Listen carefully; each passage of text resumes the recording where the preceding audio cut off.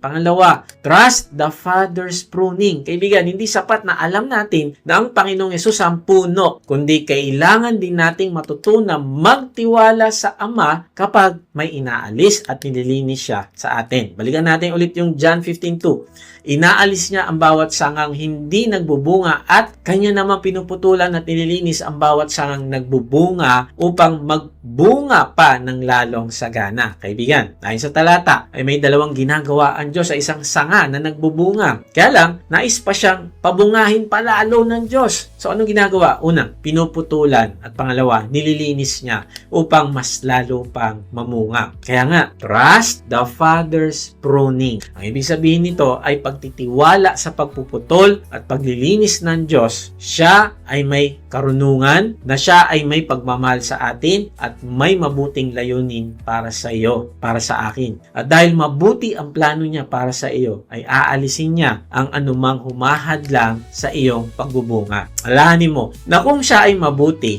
ay hindi siya parang tao na basta nagpuputol kasi biglang nagalit. Hindi siya nagtatanggal dahil trip lang niya. No, He is the Father. He is the gardener. Mahal ka niya. Alam niya kung ano makakabuti at kung ano makaka-drain at makakapagpahirap sa iyo balang araw. Kaya lang, syempre, kapag tayo ay pinuprune ng Diyos, ay hindi ito madaling tanggapin. Madaling pag-usapan ng pruning kapag ibang tao ang pinuprune ng Diyos. Tama ba? Pero kapag ikaw na ang nawalan ng comfort, ikaw na ang kinokorek, ang hirap. Ako din, minsan ayoko ng pruning ng Diyos. Kaya lang, kung ito ang paraan para mas magbunga ako, kailangan ko makipag-cooperate sa Kanya. Alam mo, ang nakakalungkot ay kapag puro convenience na lang ang gusto natin. Halimbawa, parang isang hitchhiker. Minsan kasi, ang churchgoers nagiging parang spiritual hitchhikers. Alam mo yung hitchhiker, nakatayo sa gilid ng daan, naka-thumbs up, naghihintay ng sasakyan niya.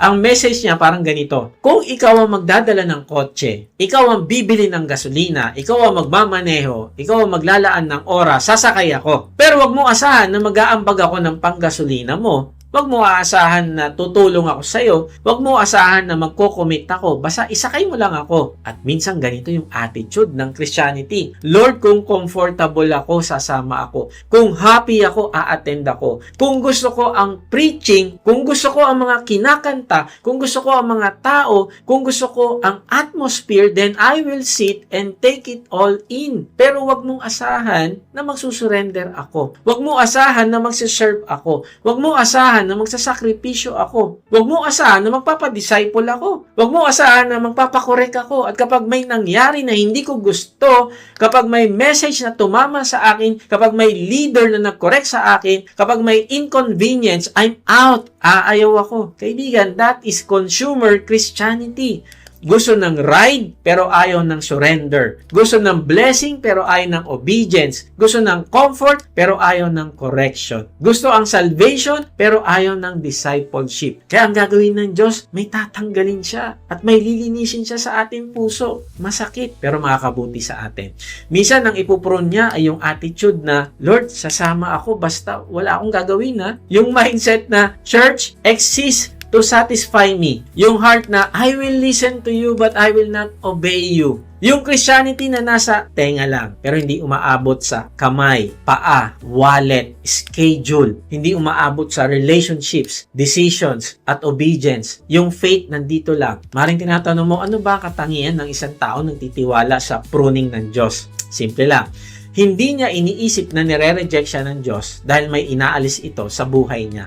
Kundi marunong siya magtanong, Lord, ano ang nililinis mo sa akin? Hindi niya pinagtatanggol ang kasalanan na kino-convict ng Diyos sa kanya. Hindi siya lumalayo sa Diyos kahit masakit ang proseso ng paglilinis. Mas pinipili niya ang pagbubunga kaysa maging komportable. Naniniwala siya ang kamay ng Ama ay mapagmahal kahit minsan ay may pangtabas siyang hawak. Imagine mo isang gardener. Kapag nakita mo ang gardener na pinuputulan yung halaman, kung hindi mo alam yung ginagawa niya, alam mo, isipin mo, bakit niya kaya sinisira? Bakit niya binabawasan? Bakit niya pinuputol ang buhay na branch? Pero alam ng gardener na may mga bahagi na kumukuha ng nutrients pero hindi naman tumutulong sa halaman na magbunga. May mga tuyong bahagi na kailangang alisin. May sobrang growth na kailangang bawasan para ang buhay ng puno ay mapunta sa bunga. Ganyan din ang Diyos sa atin.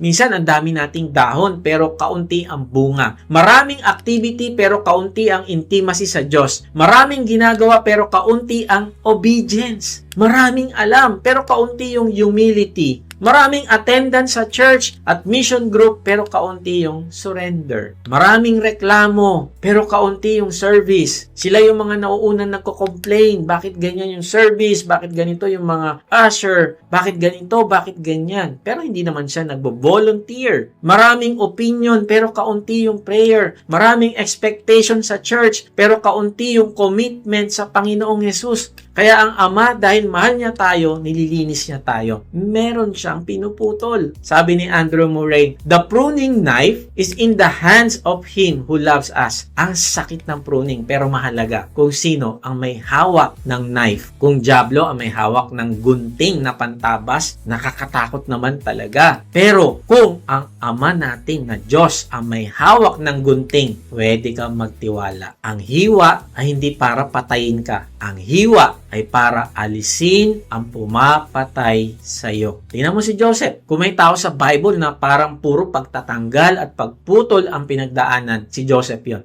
Inalis siya sa comfort ng bahay ng tatay niya. Inalis siya sa family environment. Ibinenta siya ng sarili niyang mga kapatid. Dinala siya sa Egypt. Naging alipin. Inakusahan ng maling paratang. Nakulong. Kung titignan mo habang nangyayari, yun sa kanya parang walang sense. Parang ang tanong, Lord, nasaan ka rito? Bakit ganito? Bakit ako tinanggal sa lugar na kinasanayan ko na? Bakit ako nawala sa pamilya ko? Bakit ako napunta sa kulungan? Pero ito yung patunay, kaibigan. Hindi absent ang Diyos sa buhay ni Joseph. Yung parang masakit na pruning ay paghahanda pala sa kanya. Habang iniisip ni Joseph na may nawala sa kanya, ang Diyos pala ay may hinuhubog sa kanya. Ano hinuhubog sa kanya? Humility, wisdom, endurance, dependence, leadership. Ito yung mga bunga na sagana. At dumating yung panahon, ginamit siya ng Diyos para magligtas ng maraming buhay sa panahon ng tagtuyot. Kaya tingnan mo, sinabi niya sa mga kapatid niya, nagbenta sa kanya sa Egypt. Genesis 50:20, masama nga ang inyong ginawa sa akin, subalit ipinahintulot yun ng Diyos para sa kabutihan. At dahil dooy, naligtas ang marami ngayon.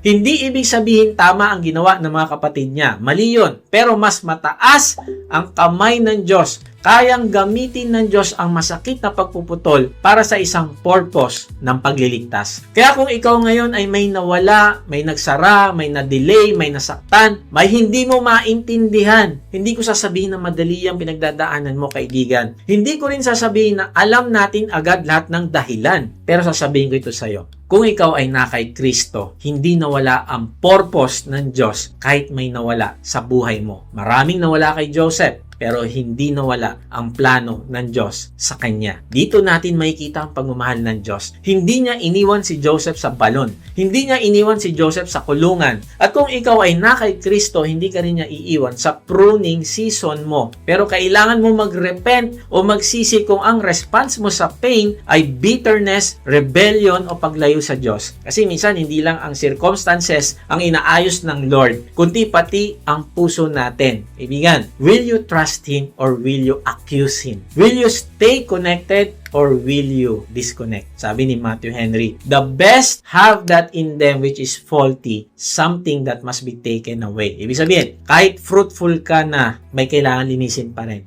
Kahit matagal ka ng believer, may pride pa rin na kailangan tanggalin. Kaya hindi mo pwedeng sabihin, yung ba naman 5 taong pinagdaanan ko bilang Kristiyano, hindi pa ba sapat yun? No. Kahit leader ka na, may self-reliance pa rin na kailangan bawasan. Kahit naglilingkod ka na, may motives pa rin na kailangan linisin. Kahit uma-attend ka na sa church at gawain, baka may consumer mindset pa rin na kailangan alisin. Spiritual maturity does not mean God is done pruning. It means mas natututo kang magtiwala sa Ama habang nililinis ka niya. Tingnan natin din si Moses. Si Moses lumaki sa palasyo ng Egypt. May mataas na edukasyon, may influence, may privilege. Kung titignan mo, parang isang magaling na leader na siya. Pero nang kumilos siya sa sariling paraan at pumatay ng Egyptian, tumakas siya papuntang Midian. 40 years siya sa disyerto at naging shepherd. Imagine mo yon. Mula sa marangyang palasyo, nagpunta sa pag-aalaga ng tupa. Kung ikaw si Moses, baka sabihin mo, Lord, tapos na ba ako? Sayang ba yung buhay ko? Na-disqualify na ba ako? Pero hindi pala. Inalis ng Diyos si Moses sa Egypt upang gamitin niya si Moses para ialis ang Israel sa Egypt. Kaibigan, may kailangang alisin, may kailangang hubugin, may kailangang patayin na self-confidence, may kailangang palitan na pagiging impulsive. Kaibigan, minsan ganito rin ng Diyos. May mga season na parang demotion, parang delay, parang walang nangyayari, pero baka ginagawa pala ng Diyos ay pruning. Baka tinatanggal niya ang Egypt sa puso mo. Baka tinatanggal niya ang pride na galing sa posisyon. Baka tinatanggal niya ang dependence mo sa title mo na nakakabit sa pangalan mo. Baka tinatanggal niya ang identity mo sa achievement.